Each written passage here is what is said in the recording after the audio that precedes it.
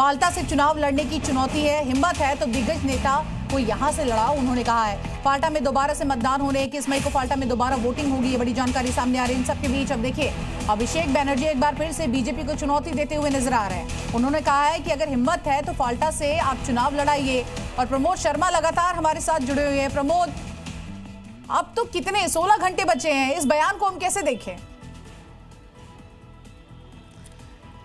देखिए, दरअसल ये कार्यकर्ताओं में जोश भरने की एक पॉलिटिक्स है। अभिषेक बैनर्जी जिस तरीके से कह रहे हैं कि कोई बड़े नेता को उतार दो, और बीजेपी पलटवार करने की तैयारी कर रही है। शुभेंदु अधिकारी स्क्रीनशॉट जारी कर रहे हैं बाकायदा। वो कह रहे हैं कि भाई ये देख लीजिए, जो चुनाव कार्य में लगे हुए लोग हैं वो एक दूसरे से जानकारी शेयर कर रहे हैं। स्क्रीनशॉट बाकायदा उन्होंने जारी करके। लेकिन इन सब के बीच में ज़रूरी है, क्योंकि आम जनता जानना चाहती है कि उनका जो मत है वो कितना सुरक्षित है। तो ये देख लीजिए, ये हाई रेंज वेपन्स के साथ ये जवान देख लीजिए सीना तान के खड़े हुए हैं।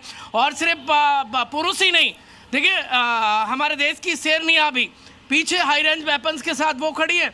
वो भी स्ट्रांग रूम की सुरक्षा में बाकायदा कंधे से कंधा मिलाकर आपको तैनात नजर आ रही हैं।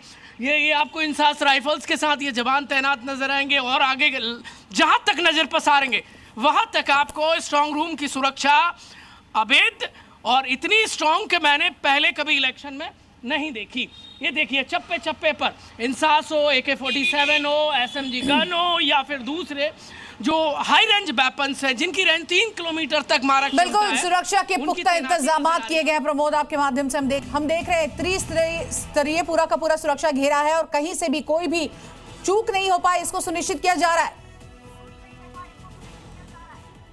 बिल्कुल शिवांगी, और ये कहना गलत नहीं होगा कि ममता बनर्जी और शुभेंदु अधिकारी की किस्मत के दरवाजे की चौखट के ठीक बाहर मैं इस वक्त खड़ा हुआ हूं, क्योंकि भवानीपुर विधानसभा सीट पर जो मतदान हुआ है उसकी मतपेटियां EVM इस दरवाजे के उस पार है।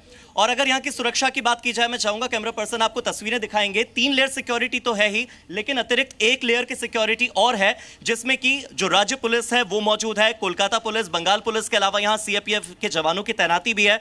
धारा 163 भी लागू की गई है। बताया जा रहा है कि ममता बनर्जी ने जो सुप्रीम कोर्ट का रुख किया था, हाईकोर्ट का रुख किया था, उसके बाद यहां पर 165 अतिरिक्त पर्यवेक्षक नियुक्त किए गए हैं और इसके साथ 77 पुलिस पर्यवेक्षक भी नियुक्त किए गए हैं। आप यहां देखेंगे बैरिकेडिंग हर तरफ की गई है। इसी के साथ यहां पर जो चेकिंग हो रही है, यहां पर आप चेकिंग की तस्वीरें देखिएगा।